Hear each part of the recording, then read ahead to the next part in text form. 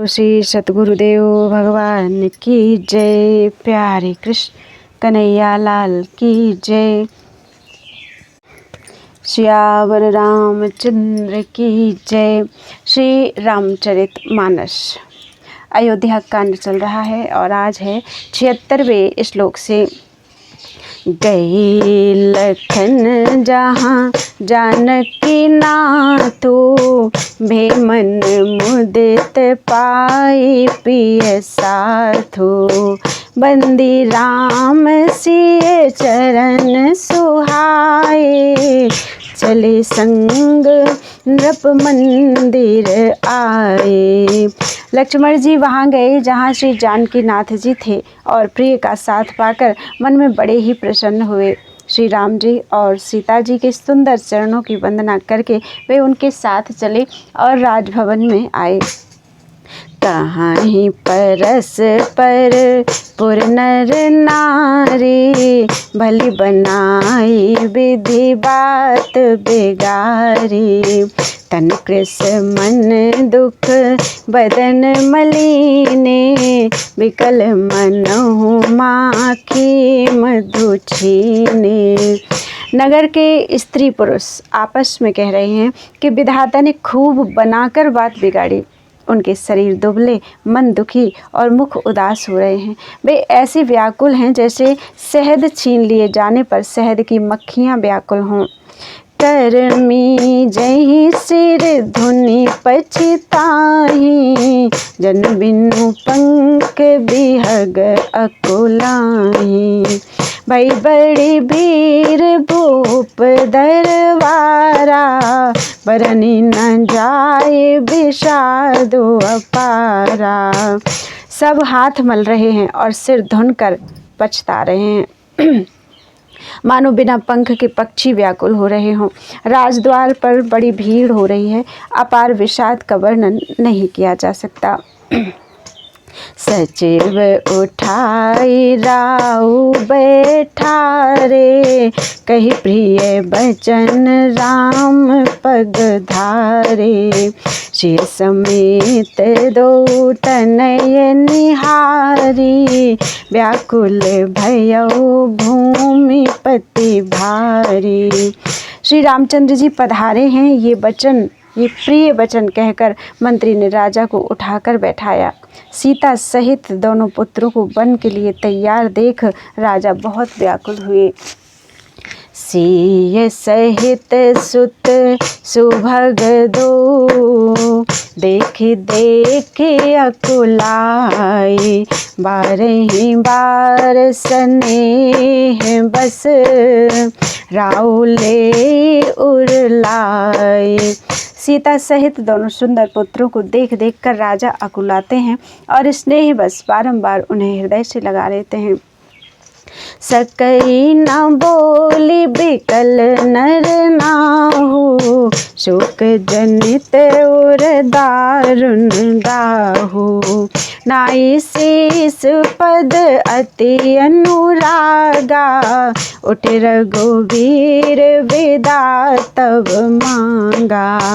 राजा व्याकुल हैं, बोल नहीं सकते, हृदय में शोक से उत्पन्न हुआ भयानक संताप है। तब रघुकुल के वीर श्री रामचंद्र जी ने अत्यंत प्रेम से चरणों में सिर नवाकर उठकर विदा मांगी। पितु आशीष आय सुमोहि दीजय, हरस समय विस्मौकत कीजय। तात किए प्रिय प्रेम प्रमादो, जसु जग जाए होई अपवादो। हे पिताजी, मुझे आशीर्वाद और आज्ञा दीजिए। हर्ष के समय आप शोक क्यों कर रहे हैं? हे तात, प्रिय के प्रेमवश प्रमाद, कर्तव्य कर्म में त्रुटि करने से जगत में यश जाता रहेगा और निंदा होगी। सुनी स्नेह बस उठी नर नाहा, बैठा रे रघुपति गही बाहा। सुनहु तात तुम कहूँ मुनि कहि, राम चराचर नायक आहि। यह सुनकर स्नेह बस राजा ने उठकर श्री रघुनाथ जी की बाँह पकड़कर उन्हें बैठा लिया और कहा, हे तात सुनो, तुम्हारे लिए मुनि लोग कहते हैं कि श्री राम चराचर के स्वामी हैं। शुभ अरु अशुभ करम अनुहारी, ईसु दे फलु हृदय बिचारी, करई जो करम पाओ फल सोई, निगम नीति असी कहे सब कोई। शुभ और अशुभ कर्मों के अनुसार ईश्वर हृदय में विचार कर फल देता है। जो कर्म करता है वही फल पाता है, ऐसी वेद की नीति है, यह सब कोई कहते हैं। और करे अपराध को और पाओ फल भोगो, अति विचित्र भगवंत गति को जग जाने जोगो। किंतु इस अवसर पर तो इसके विपरीत हो रहा है। अपराध तो कोई और ही करे और उसके फल का भोग कोई और ही पावे। भगवान की लीला बड़ी ही विचित्र है, उसे जानने योग्य जगत में कौन है। राय राम राखन हित लागी, बहुत उपाय किए छलु त्यागी, लखी राम रुक रहत न जाने, धर्म धुरंधर धीर सयाने। राजा ने इस प्रकार श्री रामचंद्र जी को रखने के लिए छल छोड़कर बहुत से उपाय किए, पर जब उन्होंने धर्म धुरंधर धीर और बुद्धिमान श्री राम जी का रुख देख लिया और वे रहते हुए ना जान पड़े, तब नृपसी लाई उरलीन्ही, अतिहित बहुत भांति सिख दीन्ही, कही बन के दुख दुसह सुनाए, सास ससुर पितु सुख समझाए। तब राजा ने सीता जी को हृदय से लगा लिया और बड़े प्रेम से बहुत प्रकार की शिक्षा दी, बन के दुस्सह दुख कहकर सुनाए। फिर सास ससुर तथा पिता के पास रहने के सुखों को समझाया। सिए मनु राम चरण अनुरागा, घर न सुगम बनु विषम न लागा, और सबहि सिए समझाई, कही कही विपिन विपत्ति अधिकारी। परंतु सीता जी का मन श्री रामचंद्र जी के चरणों में अनुरक्त था, इसलिए उन्हें घर अच्छा नहीं लगा और न वन भयानक लगा। फिर और सब लोगों ने भी वन में विपत्तियों की अधिकता बता कर सीता जी को समझाया। सचिव नारी गुरु नारी सयानी, सहित स्नेह कहीं मृदुबानी, तुम कहूँ तो न दीन है बनवासु, करहु जो कहीं ससुर गुर सासु। मंत्री सुमंत्र जी की पत्नी और गुरु वशिष्ठ जी की स्त्री अरुंधति जी तथा और भी चतुर स्त्रियां स्नेह के साथ कोमल वाणी से कहती हैं कि तुमको तो राजा ने वनवास दिया नहीं है, इसलिए जो ससुर गुरु और सास कहें तुम तो वही करो। सिख शीतल हित मधुर मृदु, सुन सीतहि न सुहानी, शरद चंद चंदनी लगत, जनु चकई अकुलानी।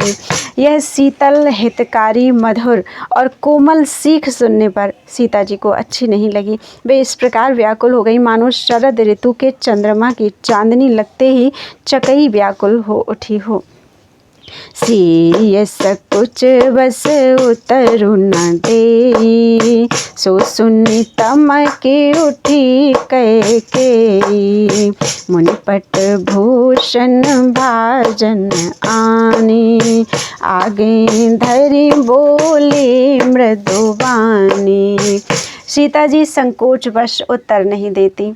इन बातों को सुनकर कैकेयी तमक कर उठी। उसने मुनियों के वस्त्र, आभूषण, माला, मेखला आदि और बर्तन, कमंडल आदि लाकर श्री रामचंद्र जी के आगे रख दिए और कोमल वाणी से कहा, नृपहि प्राण प्रिय तुम रघुवीरा, सील स्नेह न छाणी भीरा, सुकृतु सुजसु परलोक न साऊ, तुम ही जान बन कही न काऊ।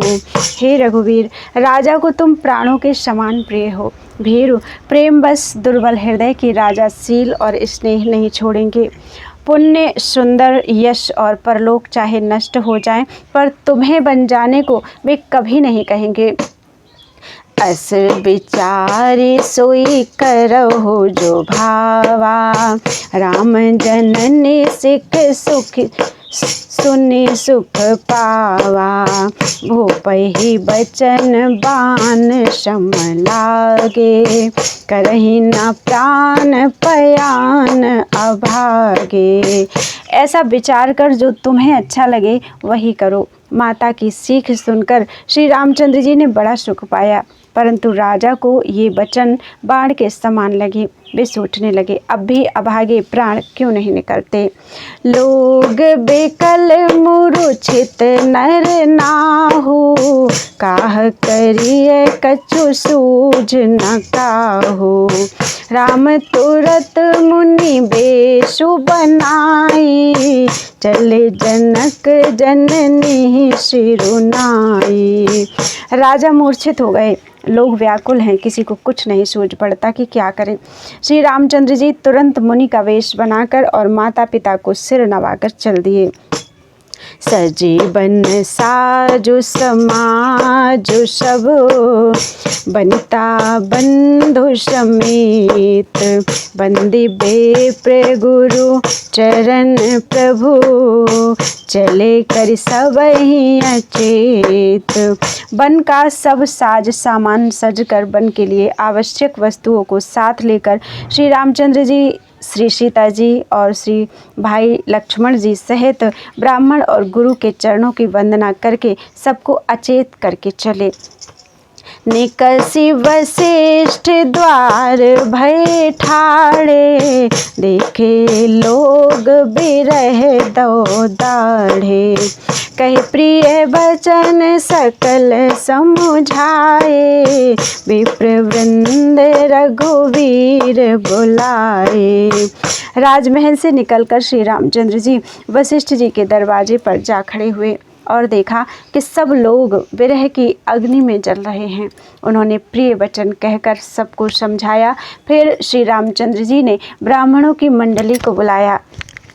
गुर सन कही बर शासन दीन्हे, आदर दान विनय बस कीन्हे, जाचक दान मान संतोषे, मीत पुनीत प्रेम परितोषे। गुरुजी से कहकर उन सबको वर्षासन वर्ष भर का भोजन दिया और आदर दान तथा विनय से उन्हें वश में कर लिया। फिर याचकों को दान और मान देकर संतुष्ट किया तथा मित्रों को पवित्र प्रेम से प्रसन्न किया।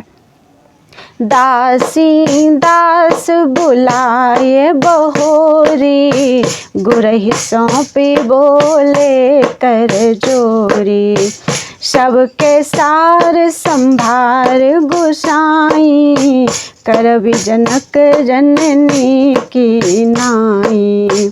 फिर दास दासियों को बुलाकर उन्हें गुरुजी को सौंपकर हाथ जोड़कर बोले, हे गुसाई, इन सब की माता पिता के समान सार संभार देख रेख करते रहिएगा। बार ही बार जोरे जुग पानी, कहत राम सब सन मृदुबानी, सोई सब भांति मोर हितकारी, जहिते रहे भुआल सुखारी। श्री रामचंद्र जी बार बार दोनों हाथ जोड़कर सबसे कोमल वाणी कहते हैं कि मेरा सब प्रकार से हितकारी मित्र वही होगा जिसकी चेष्टा से महाराज सुखी रहें। मातु सकल मोरे बिरह, जेहि न होहि दुख दीन। सोई उपाऊ तुम करे हो सब, पुरजन परम प्रवीण। हे परम चतुरपुरवासी सज्जनों, आप लोग सब वही उपाय करिएगा जिससे मेरी सब माताएं मेरे विरह के दुख से दुखी ना हों।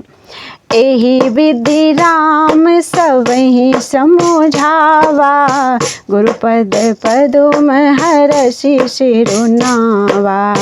गणपति गौर गिरी सुमनाई, चले असीस पाई रघुराई। इस प्रकार श्री राम जी ने सबको समझाया और हर्षित होकर गुरु जी के चरण कमलों में सिर नवाया।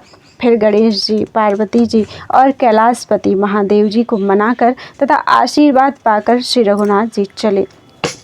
राम चलत अति भयउ विषादु, सुन न जाए पुर आरत नादु। कुसगुन लंक अवध अति शोकु, हर्ष विषाद विवश सुर लोकु। श्री राम जी के चलते ही बड़ा भारी विषाद हो गया। नगर का आर्तनाद हाहाकार सुना नहीं जाता। लंका में बुरे शकुन होने लगे। अयोध्या में अत्यंत शोक छा गया और देवलोक में सब हर्ष और विषाद दोनों के वश हो गए।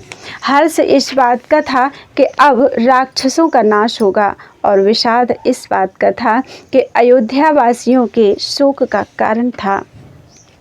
गई मूर्छा तब भूपति जागे, बोले सुमंत्र कहन अस लागे। राम चले बन प्राण न जाहि, केहि सुख लागे रहत तन माहि। मूर्छा दूर हुई तब राजा जागे और सुमंत्र को बुलाकर ऐसा कहने लगे, श्री राम वन को चले गए पर मेरे प्राण नहीं जा रहे हैं। न जाने ये किस सुख के लिए शरीर में टिक रहे हैं।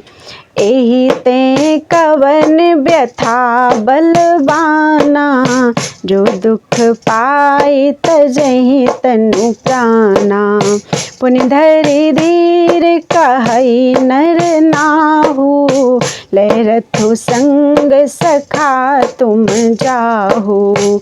इससे अधिक बलवती और कौन सी व्यथा होगी जिस दुख को पाकर प्राण शरीर को छोड़ेंगे। फिर धीरज धरकर राजा ने कहा, हे सखा, तुम रथ लेकर श्री राम जी के साथ जाओ। सुठ सुकुमार कुमार दो, जनक सुता सुकुमारी। रथ चढ़ाई दिखराई बनु, फिरे हो गए दिन चारि। अत्यंत सुकुमार दोनों कुमारों को और सुकुमारी जानकी को रथ में चढ़ाकर वन दिखलाकर 4 दिन के बाद लौटाना। जो नहीं फिरहि धीर दो भाई, सत्य संध दृढ़ व्रत रघुराई। तो तुम विनय करे हो कर जोरी, फेरिए प्रभु मिथिलेश किशोरी। यदि धैर्यवान दोनों भाई ना लौटे, क्योंकि श्री रघुनाथ जी प्रण के सच्चे और दृढ़ता से नियम का पालन करने वाले हैं, तो तुम हाथ जोड़कर विनती करना कि हे प्रभु, जनक कुमारी सीता जी को तो लौटा दीजिए। जब सिय कानन देखी डेराई, कहे हो मोर सिख अवसर पाई। कहे हो मोर सिख अवसर पाई। सास ससुर अस कहे संदेशु, पुत्री फिरिए बन बहुत कलेशु। जब सीता बन को देखकर डरे, तब मौका पाकर मेरी यह सीख उनसे कहना कि तुम्हारे सास और ससुर ने ऐसा संदेश कहा है कि हे पुत्री, तुम लौट चलो, वन में बहुत क्लेश है। पितुग्रह कबहु कबहु ससुरारी, रहे हो जहाँ रुचि होई तुम्हारी। एह विधि करे हो उपाय कदम्बा, फिरत होई प्राण अवलंबा। कभी पिता के घर, कभी ससुराल, जहाँ तुम्हारी इच्छा हो वहीं रहना। इस प्रकार तुम बहुत से उपाय करना। यदि सीता जी लौट आई तो मेरे प्राणों को सहारा हो जाएगा। नाही तमोर मरनु परिणामा, कछु न बसाई भई विधि बामा। अस कही मुरुचि परामई राऊ, राम लखन सिय आन दिखाऊ। नहीं तो अंत में मेरा मरण ही होगा। विधाता के विपरीत होने पर कुछ बच नहीं चलता। हा राम, लक्ष्मण सीता को लाकर दिखाओ। ऐसा कहकर राजा मूर्छित होकर पृथ्वी पर गिर पड़े। पाए रजायसो नाई सिरो, रथो अति बेग बनाई। गयो जहाँ बाहिर नगर, सिय सहित दो भाई। सुमंत्र जी राजा की आज्ञा पाकर सिर नवाकर और बहुत जल्दी रथ जुड़वाकर वहाँ गए जहाँ नगर के बाहर सीता जी सहित दोनों भाई थे। तब सुमंत्र नृप बचन सुनाए, कर विनती रथ राम चढ़ाए। चढ़े रथ सिय सहित दो भाई, चले हृदय अवधहि सिरुनाई। तब वहाँ पहुंचकर सुमंत्र जी ने राजा के वचन श्री रामचंद्र जी को सुनाए और विनती करके उनको रथ पर चढ़ाया। सीता जी सहित दोनों भाई रथ पर चढ़कर हृदय में अयोध्या को सिर नवाकर चले। चलत राम लखी अवध अनाथा, विकल लोग सब लागे साथा। कृपा सिंधु बहु विधि समुझाई, फिरहि प्रेम बस पुनि फिर आवही। श्री रामचंद्र जी को जाते हुए अयोध्या को अनाथ होते हुए देखकर सब लोग व्याकुल होकर उनके साथ हो लिए। कृपा के समुद्र श्री राम जी उन्हें बहुत तरह से समझाते हैं तो वे अयोध्या की ओर लौट जाते हैं, परंतु प्रेम बस फिर लौट आते हैं। लागति अवध भयावनि भारी, मानहु काल रात्रि अंधियारी। घोर जंतु समपुर नर नारी, डर पही एक निहारी। अयोध्यापुरी बड़ी डरावनी लग रही है, मानो अंधकारमयी काल रात्रि ही हो। नगर के नर नारी भयानक जंतुओं के समान एक दूसरे को देखकर डर रहे हैं। घर मसान परिजन जनु भूता, सुत हित मीत मनहु जमदूता। बागन बिटप बेल कुमिलाही, शरत सरोवर देखि न जाही। घर शमशान, कुटुंबी भूत प्रेत और पुत्र हितैषी और मित्र मानो यमराज के दूत हैं। बगीचों में वृक्ष और बेलें कुम्हला रही हैं। नदी और तालाब ऐसे भयानक लगते हैं कि उनकी ओर देखा भी नहीं जाता। है कई कोटिन केली मृग, पुर पशु चातक मोर। पिक रथांग सुख शारिका, सारस हंस चकोर। करोड़ों घोड़े, हाथी, खेलने के लिए पाले हुए हिरन, नगर के गाय बैल बकरी आदि पशु, पपीहे मोर कोयल चकवे तोते मैना सारस हंस और चकोर। राम वियोग विकल सब ठाड़े, जहाँ तहाँ मनहु चित्र लिखि काढ़े। नगर सफल बनु गहवर भारी, खग मृग विपुल सकल नर नारी। श्री राम जी के वियोग में सभी व्याकुल हुए। जहाँ तहाँ ऐसे चुपचाप स्थिर होकर खड़े हैं मानो तस्वीरों में लिखकर बनाए हुए हों। नगर मानो फलों से परिपूर्ण बड़ा भारी सघन वन था। नगर निवासी सब स्त्री पुरुष, बहुत से पशु पक्षी थे, अर्थात अवधपुरी अर्थ धर्म काम मोक्ष चारों फलों को देने वाली नगरी थी और सब स्त्री पुरुष सुख से उन फलों को प्राप्त करते थे। विधि के कई की रात कीन्ही, जेहि दो दुसह दसहु दिश दीन्ही। सही न सके रघुबर विरहागी, चले लोग सब व्याकुल भागी। विधाता ने कैकेयी को भीलनी बनाया, जिसने दसों दिशाओं में दुस्सह दावाग्नि भयानक आग लगा दी। श्री रामचंद्र जी के विरह की इस अग्नि को लोग सह न सके, सब लोग व्याकुल होकर भाग चले। सबहि बेचारु कीन्ह मन माही, राम लखन सिय बिनु सुख नाही। जहाँ राम तहाँ सबुई समाजू, बिनु रघुवीर अवध नहीं काजू। सबने मन में विचार कर लिया कि श्री राम जी, लक्ष्मण जी और सीता जी के बिना सुख नहीं है। जहाँ श्री राम जी रहेंगे वहीं सारा समाज रहेगा। श्री रामचंद्र जी के बिना अयोध्या में हम लोगों का कुछ काम नहीं है। चले साथ अस मंत्र दृढ़ाई, सुर दुर्लभ सुख सदन बिहाई। राम चरण पंकज प्रिय जिनहि, विषय भोग बस करहि कीति नहीं।